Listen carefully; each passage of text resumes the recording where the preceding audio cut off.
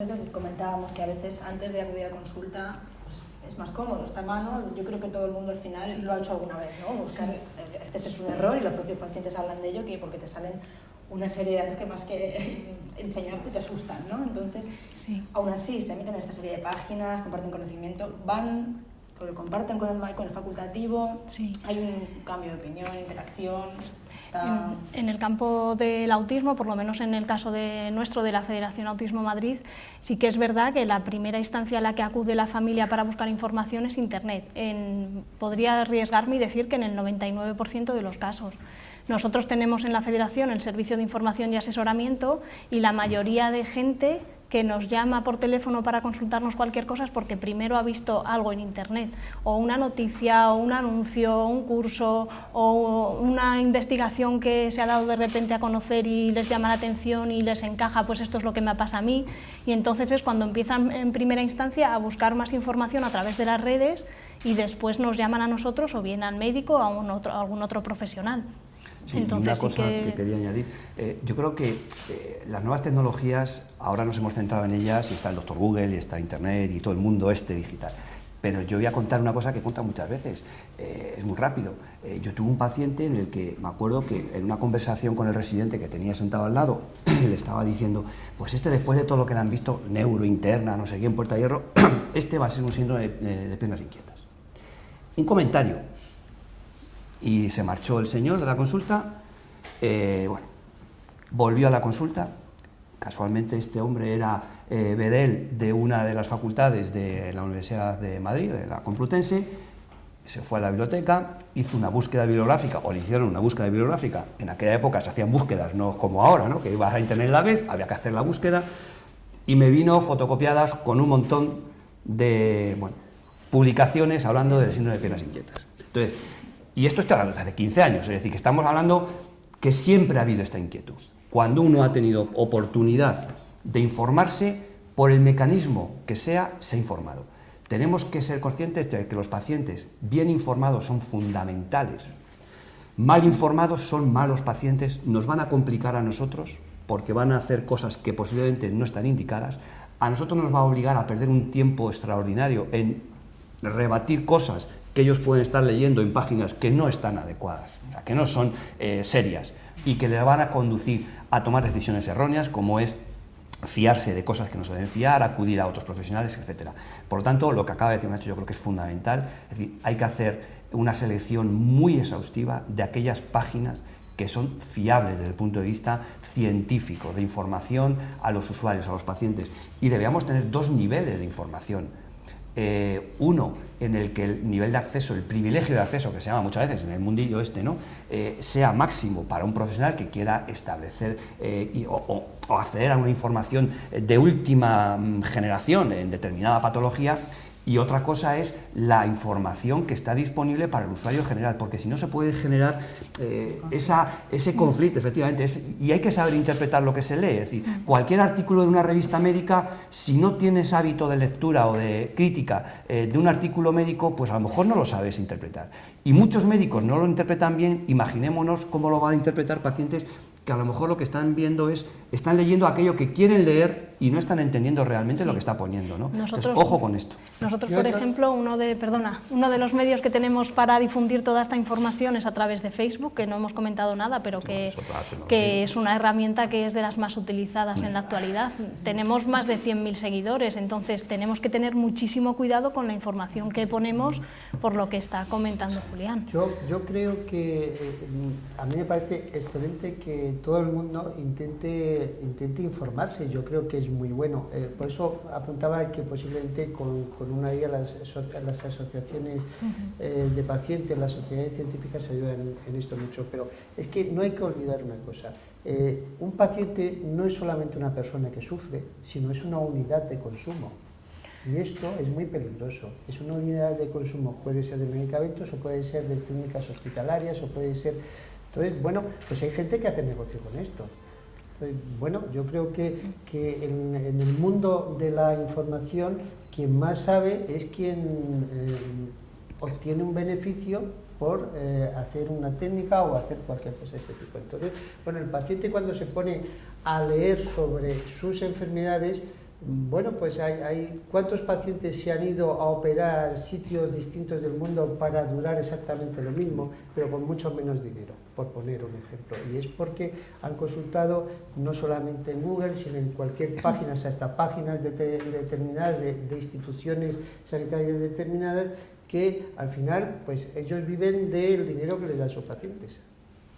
Más allá de Google, su faceta de buscador, que es sobradamente conocido por todos, Google junto a Apple está también desarrollando en los últimos años pues, un avance de wearables, dispositivos, relojes, pulseras, fomentando precisamente lo que comentabas antes, Julián, esa coparticipación del paciente y un poco también ahondando en el autocuidado. ¿Está alejando esto al paciente de la consulta porque ve que él solo se puede medir o al revés? ¿O está potenciando la necesidad de compartir esto con su médico?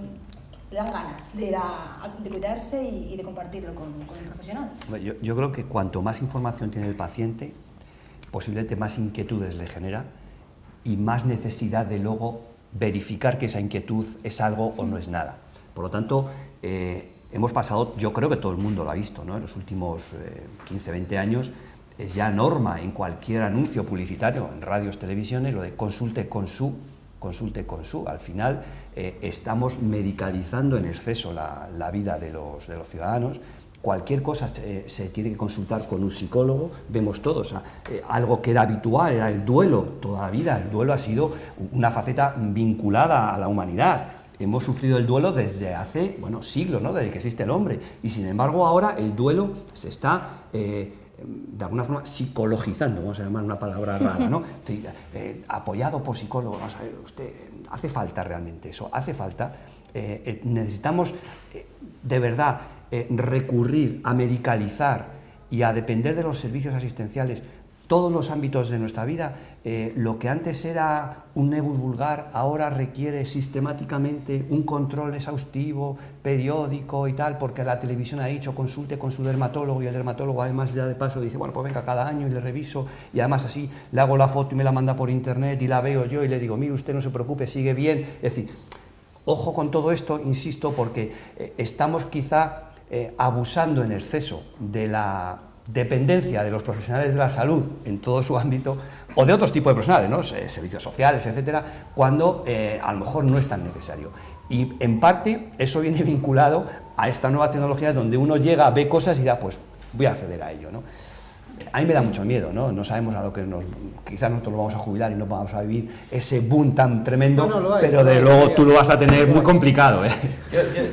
Creo que no hay que tener miedo, creo que es más interesante verlo como una oportunidad que como una amenaza. Cuando salió la imprenta la gente tenía miedo porque la imprenta iba a acabar con el hecho de contar historias, ¿no? O cuando salió el tren pues iba a ser malo para la salud ir a más de 30 por hora. Yo creo que las tecnologías que vienen no solamente son de la información, la inteligencia artificial va a revolucionar el diagnóstico con algoritmos, eso sí que va a cambiar mucho la forma de trabajar de los profesionales. Y no solo eso, vemos que está ocurriendo en temas de nanotecnología, en temas de transporte, en cirugía robótica. Yo creo que toda la vida del hospital y de fuera del hospital va a ser cambiada y además no en mucho tiempo, en 10, 15 años, por toda esa serie de batería tecnológica que va a venir sobre nosotros. Yo sí que me estoy de acuerdo con Toñi. Vamos a ver. La utilización de las APPs y otro tipo de desarrollos va muy relacionado al tipo de enfermedad del que estamos hablando y sobre todo al tipo de persona que tiene ese problema. Las APP yo creo que tienen una función muy clara y nosotros estamos trabajando en esa línea dentro de la ASEM en aquellos factores donde el autocuidado es fundamental. Pero las APPs y el desarrollo no es sustitutivo de la consulta médica y sobre todo en muchas enfermedades es que no suponen nada. Entonces sí que es cierto que hay un desarrollo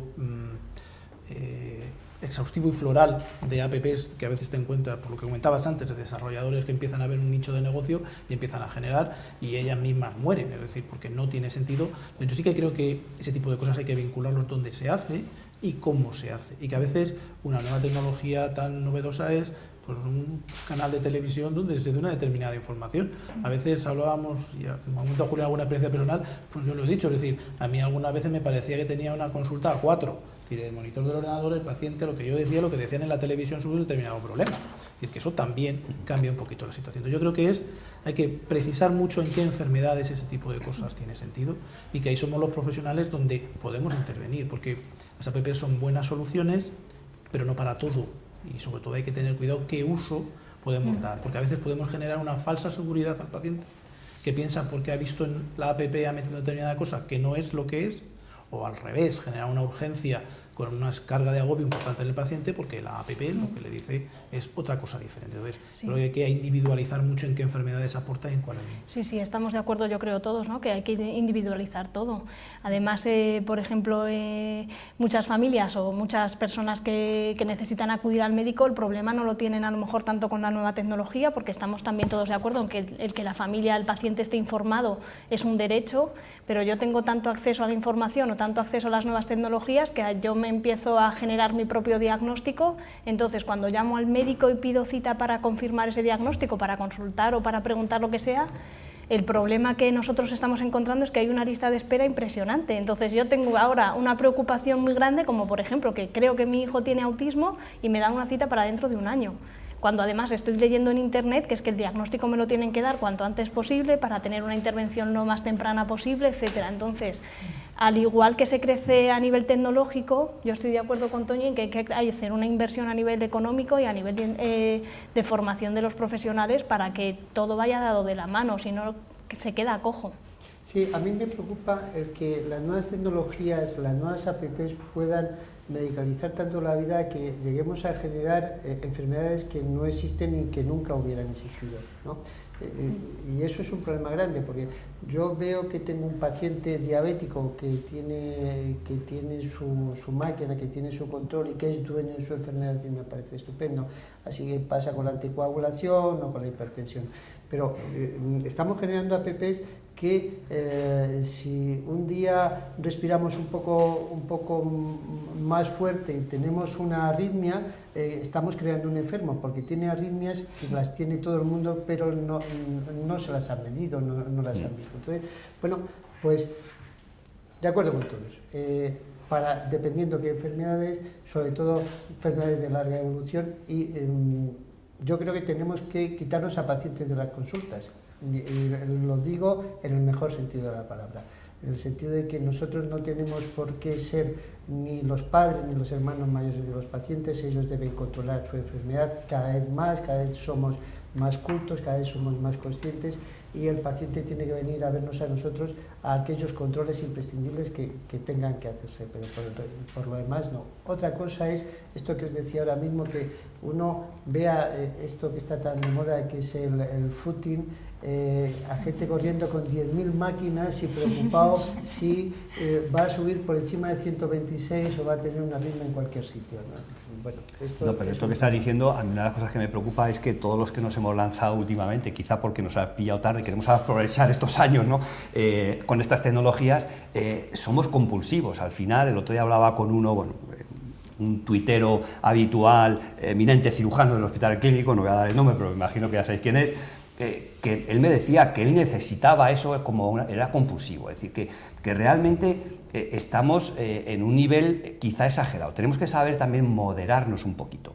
A mí ver que de repente aparece en un Twitter alguien diciendo que acabo de correr 5,2 kilómetros y no sé qué, pues mire usted, me parece muy bien, ¿no? Pero es que esto no es noticia. Entonces, al final estamos utilizando las tecnologías de una forma, quizá yo creo que, en fin, que tenemos que ser un poquito más cautos, tenemos que saber medir lo que vamos a hacer, tener claro para qué sirven. Los que tenemos a lo mejor determinado ámbito de trabajo, determinado ámbito profesional, en los cuales sí que necesitas exteriorizar y ser visible y darte a conocer o tener una opinión que sea publicada, nos viene bien. Pero vamos, a mí yo no se me ocurre decir hoy he corrido 5,2 kilómetros, porque a quién le importa, ¿no? Bueno, pues parece ser que esto es lo que hay, y eso es lo que hacen los aparatos esos, ¿no? Que se ponen aquí un aparato y te van contando la vida, dónde está, dónde no está. Esto es, bueno, yo creo que hay que tener mucho cuidado, ¿eh? Esto precisamente, al final, donde se comparte es en las redes sociales. En las redes sociales. Sí.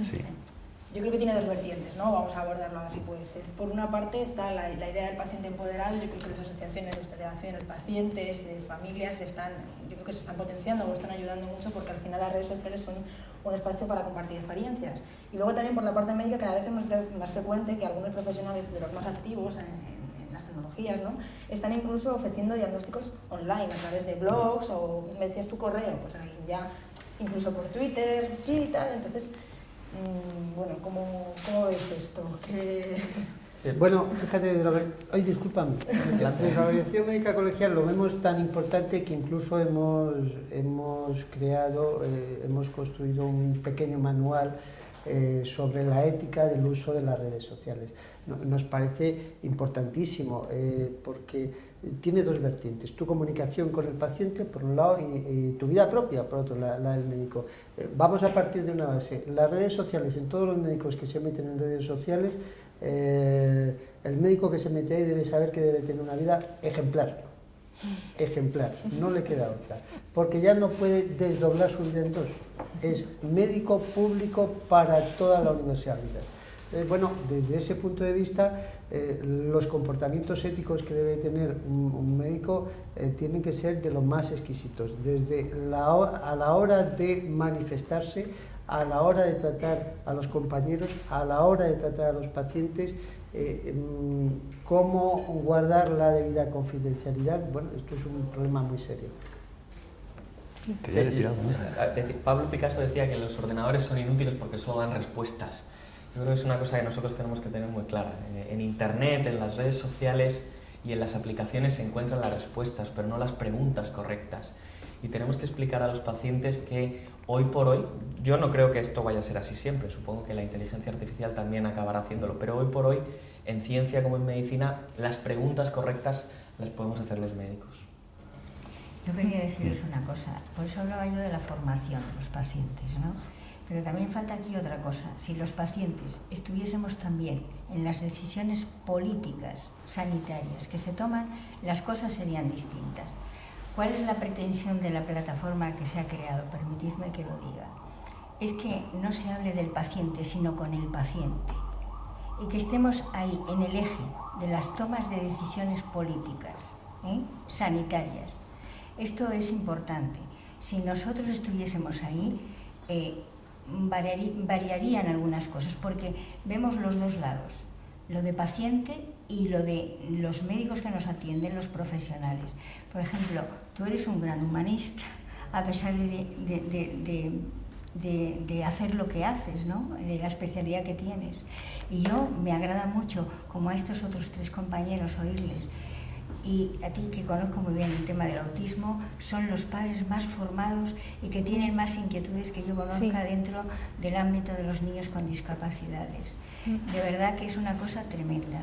Entonces yo creo que entre todos podemos lograr que esto que estamos hablando ahora, que esto que empieza, de esto que ya está, esto que nos ha venido y que tenemos que subirnos deprisa, cada uno como pueda dentro de sus posibilidades, aunar acciones, aunar criterios para poder avanzar, ¿no? Porque mirar atrás ya es una tontería, esto es lo que hay. Y yo creo que lo que tú decías, tenemos que aprender a saber gestionar nuestra enfermedad. El autocuidado, hoy por hoy todavía eso es una palabra que nos la han metido en la cabeza, pero que no es posible hoy por hoy. Es una historia, pero todavía no ha tomado peso. Llegaremos también a esto, pero cuando tengamos información, formación, cuando seamos capaces de gestionar nuestra propia enfermedad, cuando sepamos que lo que decías tú, esto no es lo que aquí me pone, esto es una cosa normal que me pasaría en circunstancias, o lo que tú decías, antes los niños se movían mucho, eran traviesos, ahora enseguida hay que diagnosticarle, no sea que tenga TDT. Esto va así, esto es así. Entonces esto es muy complicado, muy complejo. Y yo de verdad que me encanta escucharos. Mira, solo una cosa, yo creo que tenemos que ser conscientes de que el avance es inevitable. O sea, que tenemos que tener muy claro que las nuevas tecnologías van a cambiarnos además, antes cambiábamos cada siglo más o menos, ahora cambiamos cada década más o menos. Entonces, antes se decía que un médico, si no actualizaba sus conocimientos en unos 4 o 6 años, podía quedarse fuera de todo.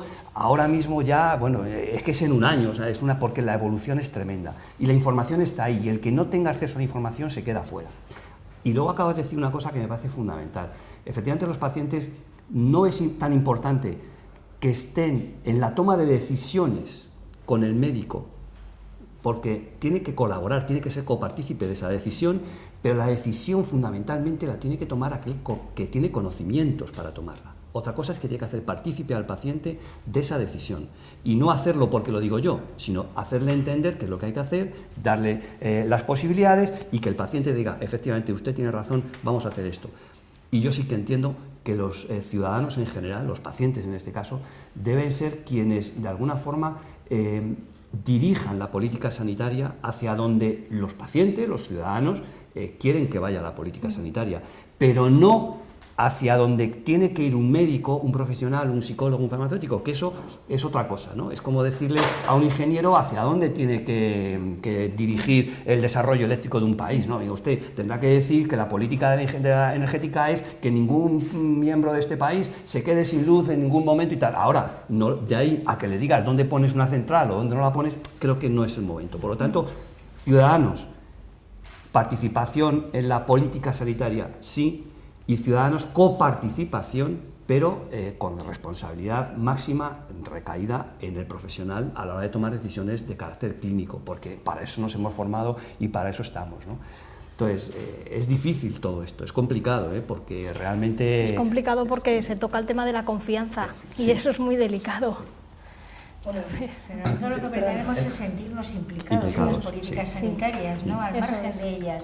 O sea, que se hable de nosotros, todo el mundo habla de los pacientes, pero jamás cuentan con los pacientes. Esto es una realidad, y esto lo estamos viendo, y cada vez somos más informados, estamos más preparados, somos más autónomos, gestionamos la enfermedad, sabemos que el que está allí, el médico, vosotros de atención primaria tenéis unas listas tremendas, un montón de personas, y encima os tiene que caer el tema de mandarle un correo, mirar el no sé qué. Es que esto, el tiempo tiene el tiempo que tiene.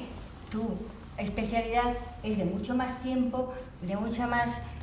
Tienes que dar más explicaciones, es un tema muy complicado. Era, bueno. Porque yo estoy viendo ya, he visto neurólogos, pues eso, con 6 minutos por paciente. ¿Sí? Ya, pero no es suficiente, eso es lo que tenemos que... El tiempo es un problema. Es un problemón. IBM me ha calculado que en 2020 habrá 200 veces más información por especialidad de la que un médico va a poder absorber.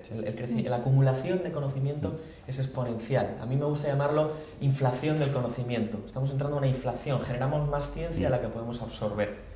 Este es un problema que en realidad es una ola que nos va a coger a todos, médicos y pacientes, porque si todo el mundo va a secuenciarse genéticamente, como de hecho va a ocurrir de aquí a 2025, y todo el mundo va a aportar datos fenotípicos y genotípicos en conjunto, de ese análisis de datos va a salir tal cantidad de información que vamos a tener que gestionar. La medicina va a ser personalizada, va a ser tan exigente desde el punto de vista de tiempo y conocimiento, que el modelo de todas maneras, queramos o no, va a tener que cambiar, independientemente de la voluntad política. La propia tecnología de la información que hemos generado nos va a situar en un escenario en el que tenemos que evolucionar. Claro, yo creo que no hay ningún paciente que se queje de la evolución de la tecnología. Yo creo que todos estamos de acuerdo en eso. Las quejas vienen por el trato humano, que se está perdiendo, por ejemplo, en respecto al tiempo, que cada vez es menos, y yo necesito que me escuche mi médico y que me vea y que me mire, lo que decíamos al principio. ¿No? Volvemos al principio de la intervención. Se ha deshumanizado la medicina, se ha hecho tan dependiente de la alta tecnología que lo que prima, lo que deslumbra es la máquina. Que ahora mismo dijo, es que me han operado, el cirujano estaba en Nueva York y yo estaba en la mesa de operaciones en Madrid, efectivamente. Y es que te abren y te cierran desde Nueva York. Y eso le deslumbra.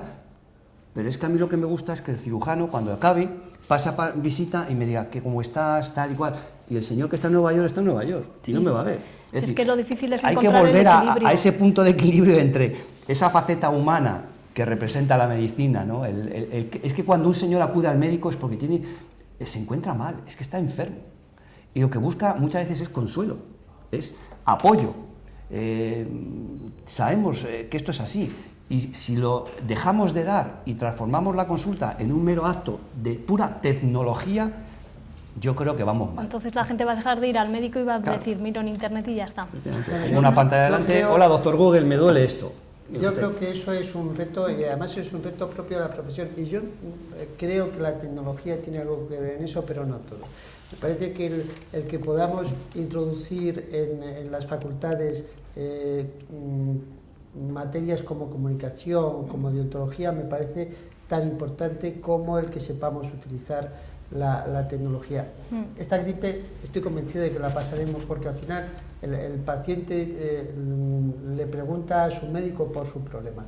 Pero quería también introducir en el debate un tema más, y es que las nuevas tecnologías nos producen problemas de confidencialidad. Nuestros datos pueden estar por el mundo sin que nosotros seamos conscientes de ellos.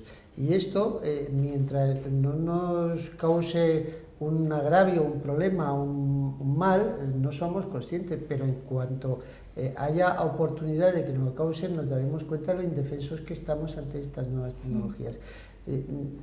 Podríamos hablar desde las redes sociales, Facebook, Twitter, que vas contando tu vida poco a poco, o el horroroso WhatsApp que te da tanto la guerra, pero también podríamos estar hablando del traspaso de información de historias clínicas de un sector a otro, de un sector que no tiene un interés económico a otro sector que tiene otro interés económico, del dejar en manos de empresas privadas que no tienen nada con un sector público, por poner un ejemplo, el manejo de toda la información de los pacientes.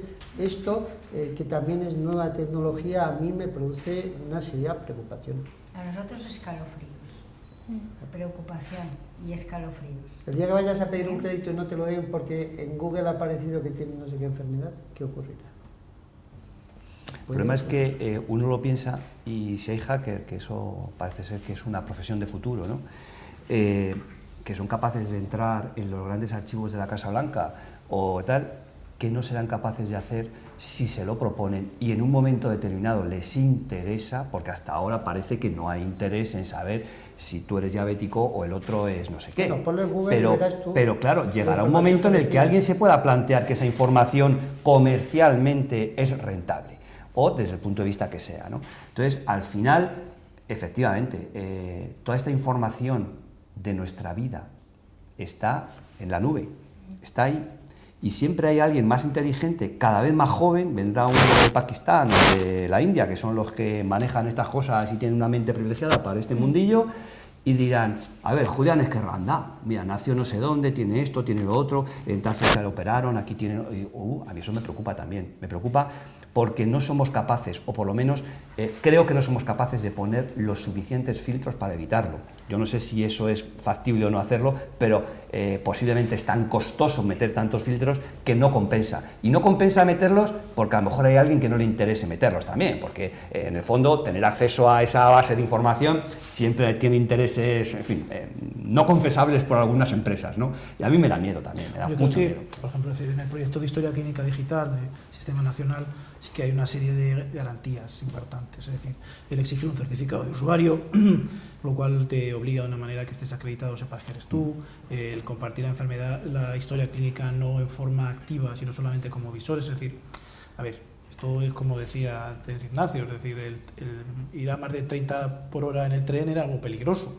Entonces yo creo que es cierto que hay que tener coberturas, pero yo creo que en este sentido hay dos diferencias. Es decir, una cosa es la información que voluntariamente se pone en las redes sociales, que yo creo que es un problema serio, pero se pone voluntariamente, y otra cosa es el acceso a datos institucionales, que yo creo que sí que tiene unos requisitos importantes. Es decir, pero de todas maneras nos pasa igual, es decir, la consulta del médico de atención primaria, tú a veces estás allí pasando consulta con confidencialidad, que no se entere de lo que tiene el paciente, no sé qué, y en la sala de espera se establece un debate donde el usuario cuenta alegremente los detalles más escabrosos que te puedas imaginar de su historia clínica. Pero y tú dentro, los cuenta él. Es voluntario. Claro, es decir, ya por eso, pero tú tienes esa confidencialidad. Es lo mismo, es decir, hay usuarios que ponen datos de su enfermedad directamente en una red social, hacen esa elección. Y otra cosa, yo creo que la obligación es que cuando esos datos no se han puesto, sino que están a disposición con un fin bueno, tengan garantías. Pero en el fondo tampoco podemos decir que el paciente es un niño pequeño y no dejamos poner la información. Claro. Él decide y toma la decisión. Entonces, la utilización de Facebook en la cual gente cuelga determinadas cosas, lo que decías tú antes, es decir, ver un aparatito como este que mientras va corriendo dice cuántos kilómetros has hecho y automáticamente salta para saberlo, no deja de ser una decisión. Entonces, lo que no podemos hacer es pedir que el paciente esté empoderado pero luego al mismo tiempo tener miedo de las nuevas tecnologías. No, Es decir, Paco, pero si yo todo. no tengo miedo a los pacientes, no, a los médicos también. Quiero decir, cuando los médicos nos envalentonamos y Julián lo ve que en Twitter cuando se enfadan, y cuidado que los españoles somos bastante educados, porque si te vas a otros países y también de habla española, ves cómo se ponen los unos a los otros y las cosas que se dicen que al final deberían terminar también en una comisión de deontología. Sí, no estoy hablando de los pacientes, estoy hablando de las personas. Eso que acabas de decir es así, es decir, cuando uno se calienta en determinadas redes sociales, por muy profesional que seas, por muy compañeros que sean, a veces se leen cosas que efectivamente serían de comisión deontológica de los colegios, pero es que las redes sociales tienen este peligro. Es que esto es así, y uno parece que escribe para 4, el problema es que no son 4, son millones, que está ahí, cualquiera puede verlo. ¿Vale? Tú fíjate, Laura, un Facebook de 100.000. Sí, yo estoy pensando que muchas veces, no solamente una, muchas, nos han llegado directamente mensajes por Facebook al muro público que ve todo el mundo, informe escaneado del niño de 2 años y un mensaje de por favor necesito ayuda, me pasa esto, y hasta fotos del niño. Y claro, enseguida nosotros tenemos que estar rápidos y eliminar eso, poner un mensaje privado, decir no vamos a emitir esto y tener cuidado. Pero por otro lado, el compartir, por ejemplo, las historias clínicas puede ser positivo en el sentido de coordinarse entre todos los médicos que a lo mejor intervienen con una misma persona, y eso facilita mucho a la familia.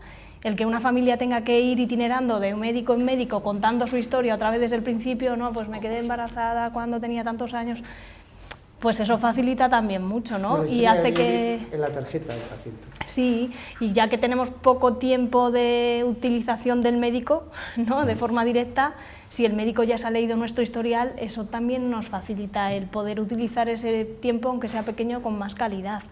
Bueno, ya y eso es bueno. Vamos a hacer una ronda de conclusiones, pero yo os pediría ser un poco críticos en esta, por no hacer un poco un ciclo y decir que volvemos un poco al final, al principio del debate. ¿Qué puede hacer? Cada uno habéis venido a este debate en representación de un sector, por vuestra profesión.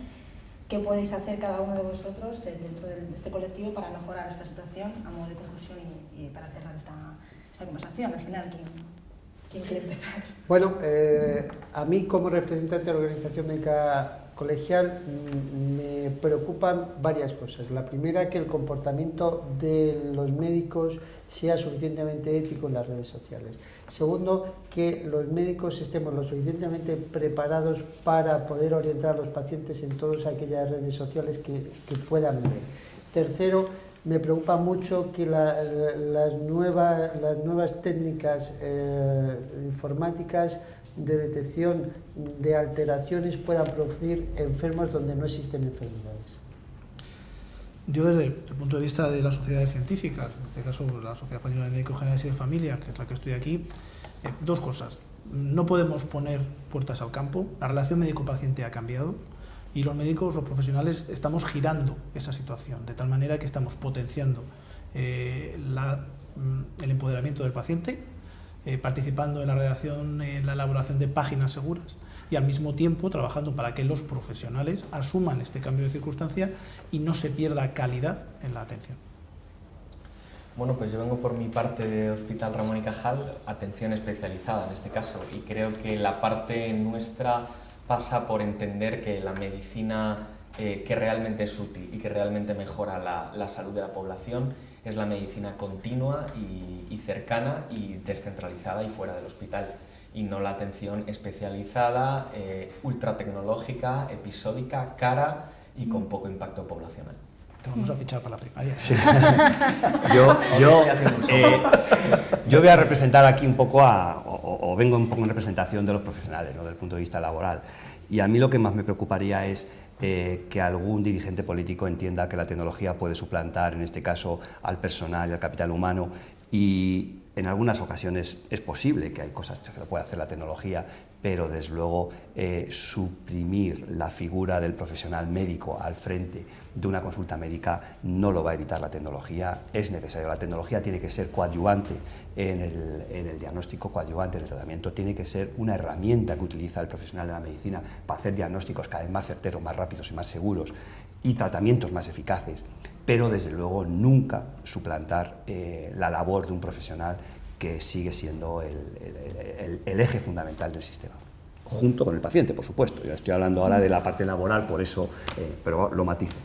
Sí, por mi parte 3 cositas. Tecnología sí, pero siempre respetando la individualidad de cada caso. Siempre que se encuentre el equilibrio entre el uso de la tecnología y esa relación humana que no queremos que sea importante perderla, todo lo contrario, es fundamental, y siempre que se dé formación tanto al profesional como al paciente para poder utilizar esa tecnología de la mejor manera posible. Yo que vengo de la organización de la plataforma de pacientes, nosotros nos hemos creado precisamente para eso, para defender estar ahí donde se tomen políticas sanitarias.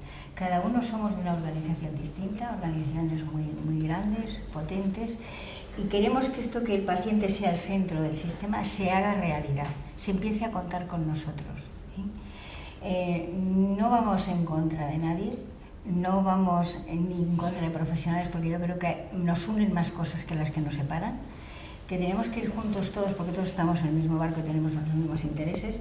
Estoy de acuerdo con que no se puede deshumanizar la sanidad, estoy de acuerdo con el empoderamiento del paciente y, por supuesto, apoyamos las tecnologías, pero para esto hace falta inversión, tiempo, más profesionales, quizás no en el sentido de profesionalidad de los que están, sino de contratar a más personas o hacer nuevos cupos. Eso no nos corresponde a nosotros, pero vemos cómo están nuestros médicos, de agobiados, de falta de tiempo, y que a veces no llegan, como no llegamos nosotros tampoco en otras acciones de la vida.